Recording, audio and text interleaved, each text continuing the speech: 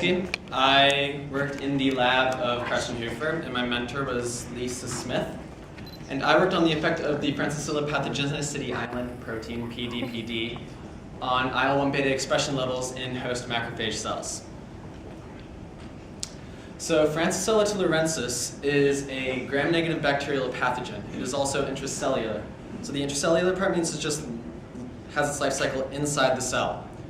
And on the left there is a picture of a macrophage cell being infected by Francisella tularensis. The yellow there is the macrophage cell, and the blue is the Francisella tularensis. So Francisella tularensis is the causative agent of tularemia, which is also known as rabbit fever. There are 4 ways you can contract it. One is through an open cut, and it causes open, painful sores. Another way is through a pore, and it gets under your skin and causes a large abscess, which also is painful. Another way is to get it in your eye, which causes painful redness. And another way is to get it in your lungs, which causes painful death. Yeah, it's also been classified by the US government as a Class A biological agent of bioterrorism and biowarfare. So what it does is it can evade the initial immune response. So it has also been called a stealth pathogen. So how it does this is it enters a cell through phagocytosis, which is basically the macrophage cell kind of going around it and sucking it in through a phagosome, which is like a sac that holds the bacteria. And then after a while it breaks free from this and it starts replicating, and the cell senses this and freaks out and starts sending out all these proteins that signal the immune system called cytokines. And 2 examples are IL-1 beta and TNF alpha. And this is a diagram of what I just talked about. So as you see there, it's being surrounded by the cell, then it escapes from the phagosome, replicates, and one way the cell can deal with it if it responds fast enough is to surround it with a vacuole, which is the FCV, the Francisella-containing vacuole, and it can just kind of kill the bacteria. Or if it doesn't respond fast enough, the cell goes bye-bye, and the cycle continues. So what the Francisella pathogenicity island is, it's also called the FPI. It is a section of the Francisella genome that contains the coding for genes involved with the pathogenicity of the bacteria. And by containing the genes, it also contains the coding for the proteins. And one of the FPI genes is the protein PDPD, and another one is for the transcriptional regulator gene MGLA. So a previous project looked at the vaccine strain of Francisella tularensis, and they found that the bacteria rendered the cells of murine macrophage cell-like cells, J748.1, incapable of secreting TNF alpha or IL-1 beta, which means it couldn't respond at all. It was just helpless, in a sense. And then another lab looked at the MGLA knockout strain of the of the bacteria and looked at the TNF alpha levels. And they found that the cell could not respond as well without when the bacteria has the MGLA missing. And then another lab looked at the PDP knockout strain and the same cytokine levels, and they found the same thing. And both of those suggest that the bacteria is phagosomized or hiding out longer because the cell hasn't sensed it yet. So once it breaks free, the cell senses it and sends out cytokines, and if it doesn't sense it, there aren't any cytokines.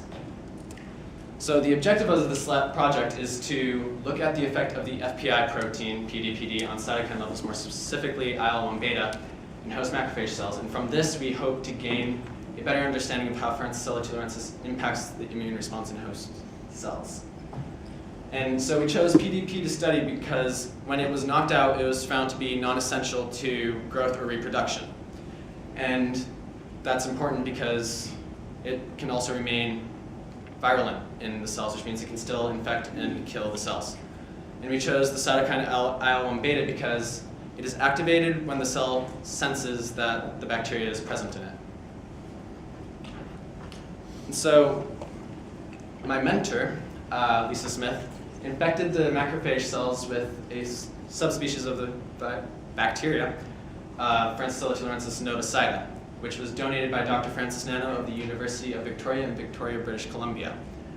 And then after that, she extracted the RNA at 2 hours post-infection, 5 hours post-infection, 12 hours post-infection, and 24 hours post-infection using the Trizol reagent from Invitrogen. And she did it as the manufacturer said to. And then after that, we took the RNA and we reverse transcribed it into cDNA using RT-PCR, reverse transcription polymerase chain reaction, which is basically turning mRNA transcript into synthesized DNA. And so the cDNA levels are directly proportional to the amount of mRNA in the extraction. So more cytokine levels means more mRNA transcript, which means more cDNA. So yeah. Then after that, we took the cDNA from the RT-PCR and used it for the template for the quantitative polymerase chain reaction, which is qT-PCR, in order to quantify the expression levels of the IL-1 beta. And the primers we used targeted the IL-1 beta gene and the beta actin gene. The reason why we use the beta actin gene is because it's present in all eukaryotic cells, which is all cells that are in organisms composed of more than one cell or grouped together. Okay, and then after that, we analyzed the results we got from the qT-PCR using the 2 to the negative delta delta CT method, which when you analyze data using that method, it expresses the data as a fold change in the expression levels normalized against a internal reference gene, then compared to a control. It's confusing. And so this is an example graph of what the quantitative PCR machine spits out. Again, the DNA levels are proportional to mRNA transcript. Contrary to what you would believe, the line over here has less DNA in it when it started than the line over here. Because down here is cycle numbers. So with PCR, as you go through each cycle, more DNA is being made. And so that one reached that point sooner, meaning there was more in it. And then this is an example graph of what I would like to see.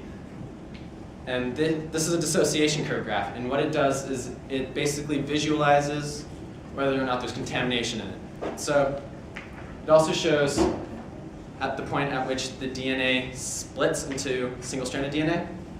And that is at the peak of each one of these hills here.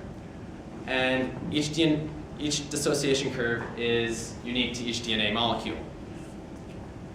And so what we like to see is one peak per sample set and tight grouping. And if it was a negative control, what we would want to see is a flat line that's tightly grouped across. And this is what I got. So, as you see, the top two are negative controls, and they have peaks. With a negative control, you don't want any DNA in it, and peaks show that there are DNA in it. What I would want to see is more like the bottom half of this graph here, which is what I didn't get, which suggests that there's contamination. And then for these two bottom ones, they are the actual samples. And we don't like these ones because they have multiple peaks for one, like there and there. And there's loose grouping, which suggests contamination again. So this contamination could have been is most likely come from two sources, which is DNA present in the primers and then DNA present in the microfuge tubes post-quantitative PCR. And it's likely a combination of both. And careful lab procedures and new primers will probably fix the problem. And so, my results are inconclusive due to contamination. Yay. And I'd like to thank my PI, Dr. Carson Hofer, my mentor, Lisa Smith, the RAHI staff, Denise Vorses, Greg Owens, Renee Pike, and the TCs, except for Matt. The RAHI II staff, Dr. Sue Hills and Amanda Meyer. My RAHI II instructors, Dr. Adrian Orr and Catherine Katranis. And thanks to UAF, Alaska BioPrep, Alaska IMBRI, and RAHI for funding and supporting RAHI II. Any questions?